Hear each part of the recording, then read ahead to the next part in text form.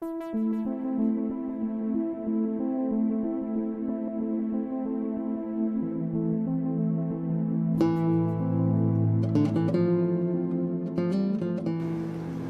tenía 25 años, decidí que sea la maestría en bibliotecología.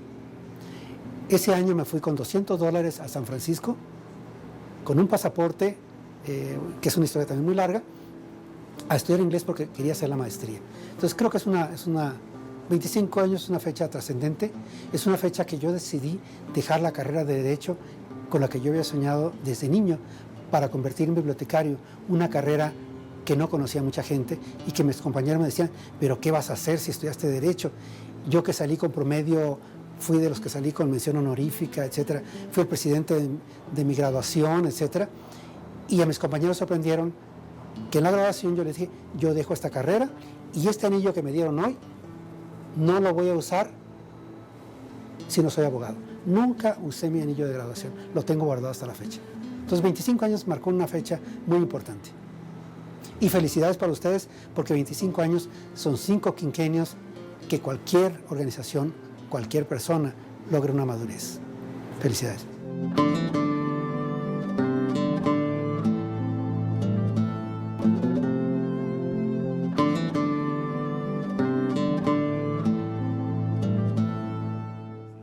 Me acuerdo que un diciembre me manda a llamar el rector, me dice, te invito a desayunar.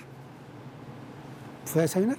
Yo tenía una relación con él de mucha camaradería, me invita a desayunar, me dice, oye, tú te has quejado estos 3 años de que el modelo educativo, de que no usan la información, de que no usan los libros, etc. Le dije, sí, sí es cierto.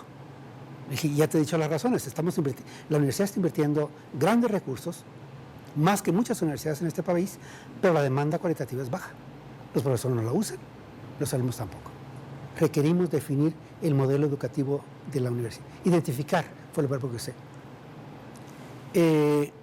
Me dijo, me parece bien. Le dije, para eso requerimos que es un modelo, el modelo que vamos a usar para descubrir ese modelo es que sea de participación. Le dije, requerimos tener reuniones con todos los directores de facultades.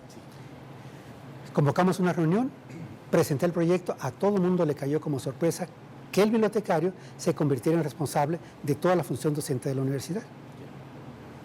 Bueno, ¿qué significó eso? Porque aquí me puedo extender mucho tiempo, que en ese momento empecé a tener la autoridad para que el desarrollo de habilidades informativas se insertara en el modelo educativo. Lo que habíamos hecho en el año anterior permitió insertarlo. El desarrollo de habilidades informativas se convirtió en un proceso en el que entraron los maestros. Todos tenían que tomar un curso de 30 horas, todos los maestros tenían que tomarlo, donde le mostrábamos las bondades de los recursos y además cómo promover la información en el aula. Los alumnos tenían que tomar un curso de 20 horas, 10 presenciales y 10 con actividades, que era obligatorio para todos los alumnos. Entonces la biblioteca se ponía a la hora de inscripción, el alumno tenía que elegir, en el primer semestre, tenía que elegir una semana para tomar ese curso. El bibliotecario tiene que salir de estas 4 paredes, y yo digo pararse arriba del edificio para servir como antenas. Tiene que insertarse en los procesos educativos, tiene que insertarse en los procesos sociales. Realmente el cambio que viene, el bibliotecario tiene que ser más digital, tiene que ser más virtual. ¿Qué quiere decir? Que quizá vamos a tener que tener un celular o una tableta de estas y estar dando servicio donde estemos. Ciudad Juárez fue un lugar donde yo como profesional tuve todos los elementos para hacer lo que se debía hacer en el momento.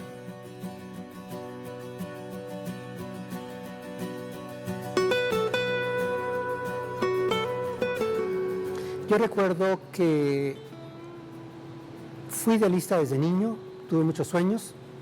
Luego llegó a una universidad que cuando termino segundo año, en una universidad tradicional, limpia, organizada, etcétera, se vuelve una universidad revolucionaria y, quieras o no, me inculcó algo de este sello del servicio social. Y luego recuerdo que llego al curso en Baconacit, conozco a Lupita Carrión y me acuerdo que hice el curso en Baconacit y una de las cosas que le inculcaban a uno en ese programa es que uno tenía que regresar a provincia. un primer semestre con unas 40 personas de diferentes partes del país. Y Jesús estaba en aquel entonces en Durango, él solicitó venir al curso, cumplía con los requisitos, tenía ya algunos semestres estudiando como abogado y fue aceptado al curso y fue como lo conocí. Entonces Jesús, habiendo estado en el primer semestre, regresa a Durango, etc.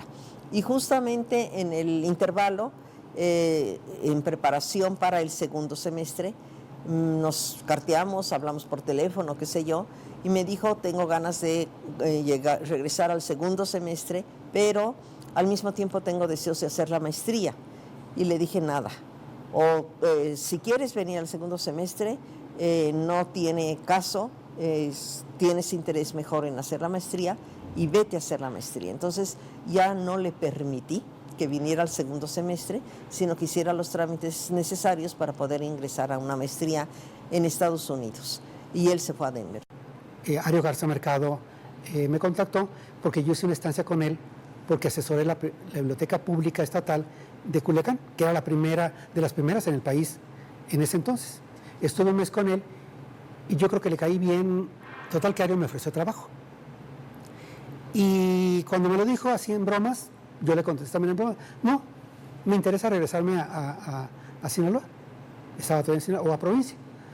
Después ya platicamos más seriamente, fue a su oficina, que era una oficina grande, muy bonita, y me dice, oiga, Lau, yo quiero que se venga al colegio. Dije, mire, me honra mucho la invitación que me hace. Es la biblioteca académica más bonita que hay en este país en ese momento. Estaba nuevecita, todo era nuevo, etcétera. Además, Ario pues, la tenía así, muy bien administrada. Y yo no sé por qué hice, total que le cité lo que Lupita me había dicho. Le dije, mire, una de las promesas que le hice a Lupita Carrión es que yo me regresara a provincia. Y me dijo, es que Lupita Carrión no es su mamá. Le dije, sí, tiene toda la razón, no es mi mamá, pero es en lo que yo creo.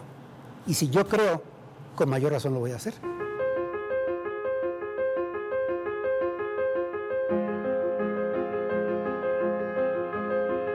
Creo que conocí el primer libro cerca de los 8 años. El primer libro que yo tuve en las manos, que era El Soldadito de Plomo, y no era mío.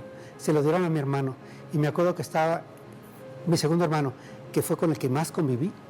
Y me acuerdo y dije, bueno, ¿por qué no me regalarían uno a mí también? Me acuerdo que después que lo leyó él, yo lo agarré. Yo todavía no iba a la escuela. Mi mamá me enseñó a leer en la casa, porque vivía en una casa como a 3 kilómetros de la casa más cercana. O sea, era el campo. A mí, obviamente lo disfruté, pero yo no tenía un hábito de la lectura. Mi madre sabía leer y escribir. Mi papá nada más había ido unos meses a la primaria. No pudo ir porque no tenía dinero. Pero en el curso de la vida, la lectura ha sido el alimento intelectual. Yo creo que el ser humano se enriquece por diferentes canales informativos, pero el de la lectura es uno de los mejores.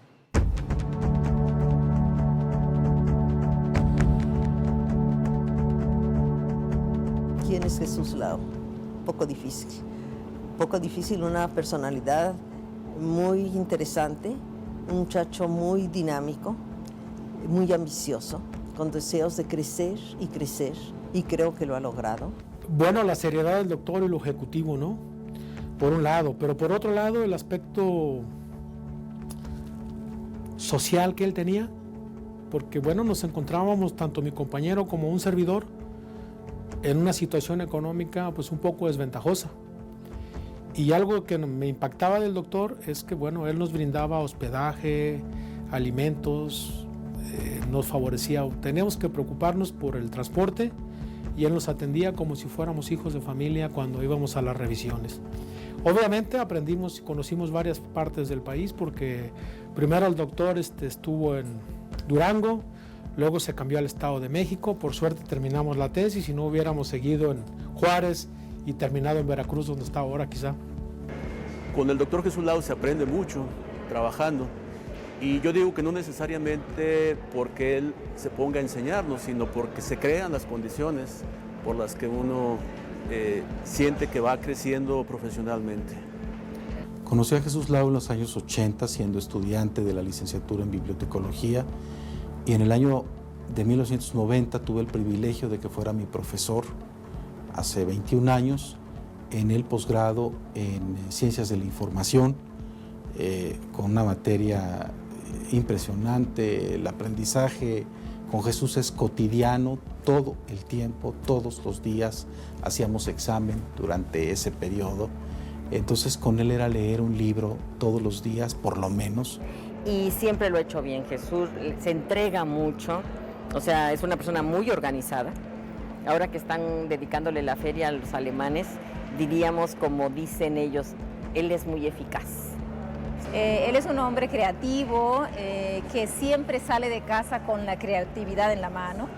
Él es un hombre innovador, es un hombre que se mantiene aprendiendo. Él ha sido un bibliotecario que se ha conquistado a sí mismo para conseguir la victoria, así como lo dijo Platón, ¿no? Él lucha y tiene sus logros. Es un hombre que sabe dirigir un equipo de trabajo, que hace sinergia, que sabe que los logros en gran medida se consiguen así, precisamente trabajando en equipo.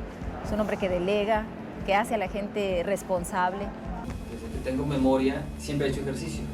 Y lo primero que me acuerdo era que nadaba, siempre nadaba. Después, cuando no había alberca, siempre trotaba. Entonces corría dentro de la casa. Entonces tú lo veías corriendo. Y corría por una hora todo dentro de la casa. Entonces, llegaba a la cocina, le daba 2 vueltas, y luego salía al comedor, le daba 2 vueltas, y luego salía a la sala, le daba 2 vueltas, subía al cuarto, platicaba con nosotros y le daba vueltas, ¿no? Entonces corría. Y ahora su pasión es el gimnasio.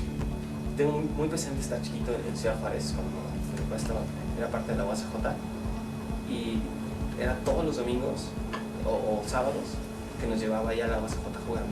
Entonces era bien curioso porque la biblioteca estaba sola, se nos hacía un espacio muy grandote, tenía unos jardines muy amplios, ¿no? Entonces ahí nos tenía jugando mientras que él estaba ahí en su oficina trabajando.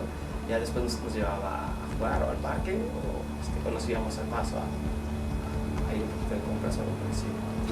Recuerdo mucho, cada 2 años nosotros vamos a Culiacán, o íbamos, ya no es tan seguido, y siempre hemos estado viviendo en diversas ciudades. Entonces el trayecto de la ciudad donde estábamos a Culiacán era un trayecto largo y siempre íbamos en carro. Y yo recuerdo, a mí se me facilita mucho estar despierta en las noches. Y a mi papá, pues como que a veces le gustaba manejar de noche. Entonces yo recuerdo mucho en las noches ir yendo de copilota con mi papá manejando, y mientras todos los demás atrás van dormidos o algo así, y ir platicando de qué he hecho, de qué es lo que me gusta, de qué ha hecho él. Me acuerdo que me gustaba mucho preguntarle cosas de su infancia, cosas de cómo es que llegó a donde está ahorita, de cómo era su situación cuando estaba chico, cómo fue que le fue gustando la biblioteconomía y todas esas cosas. Creo que es algo que recuerdo mucho de los viajes, de estar platicando con él. En su carrera mi padre ha tenido varios reconocimientos, y se me hace padre que sea un reconocimiento mexicano, ¿no?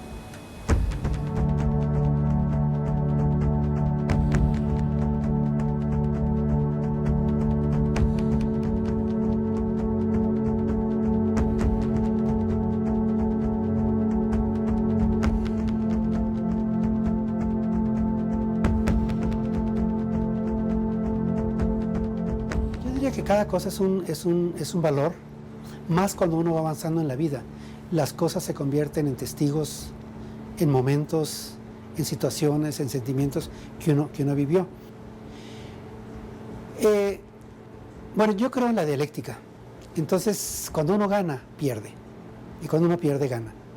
Pero no me arrepiento. Creo que he disfrutado también el trabajo y he disfrutado esos momentos libres donde soy cualquier ciudadano con los defectos y los aciertos que pueda tener.